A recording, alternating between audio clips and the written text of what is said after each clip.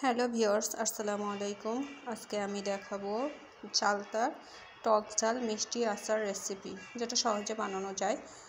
তো আমি এখানে 4টা চালতা নিয়েছি, কিছু পাঁচফোড়ন নিয়েছি এবং অল্প রসুন বাটা নিয়েছি। তারপর নিয়েছি 10টার মতো শুকনো মরিচ। কয়েকটা শুকনো মরিচ ও পাঁচফোড়ন ভেজে আমি এখানে গুঁড়া করে নিয়েছি। তারপরে আমি চালতাগুলো সুন্দর করে কেটে এখানে ধুয়ে নিয়েছি।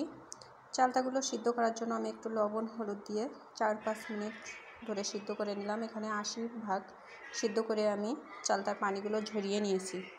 তারপর আমি চালতাটা একটু থেতলিয়ে নিয়েছি। এরপর আমি একটা কড়াইয়ে পরিমাণ মতো সরিষার তেল দিলাম। 2টা তেজপাতা আমি কুচি কুচি করে কেটে দিলাম।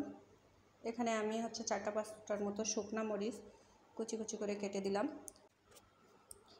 এরপরে আমি অল্প পরিমাণ আস্তা পাঁচফোড়ন দিলাম। এটা একটু নাড়াচাড়া করে নিলাম। তো এখন আমি দিয়ে দিব আমার সেই বেটে রাখা রসুন। তারপরে এই রসুনটা আমি ব্রাউন কালার হওয়া পর্যন্ত 1 থেকে 2 মিনিটের মতো একটু নাড়াচাড়া করে নিব।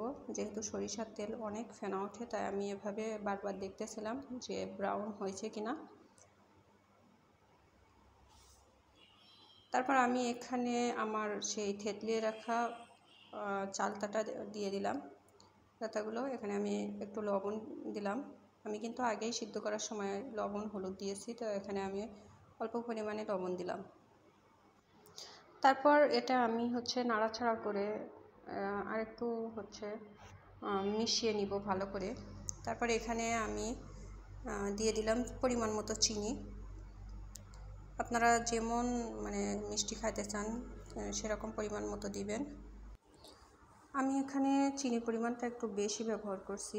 তো চিনি দেওয়ার পরে দেখেন পানি বের হয়েছে অনেক, কারণ চিনি দিলে পানি ছাড়ে অনেক। এখন আমি এই যে পেটে রাখা যেগুলো গুঁড়া করে নিয়েছিলাম ওই মশলাটা দিয়ে দিলাম। এখন আমি এটা ভালো করে আচারের সাথে মিশিয়ে নিব এবং পানি যে বের হয়েছে পানি টানার আগ পর্যন্ত নাড়াচাড়া করতে থাকবো। তো আপনারা চাইলে এখানে শুকনো মরিচের গুঁড়া ব্যবহার করতে পারেন কালারের জন্য, এবং গুড় ব্যবহার করতে পারেন, তাহলে একদম কালারটা আরও ভালো আসবে। তো যেহেতু আমি এখানে শুকনো মরিচের গুড় কোনো কিছুই ব্যবহার করি নাই, আমি এমনি গুঁড়া করে দিয়েছি আর আস্থা কেটে দিয়েছি। তো শেষ পর্যন্ত প্রায় আমার আচারটা হয়ে গেছে, দেখেন পানি সব শুকিয়ে গেছে।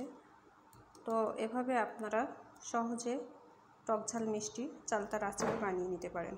ধন্যবাদ।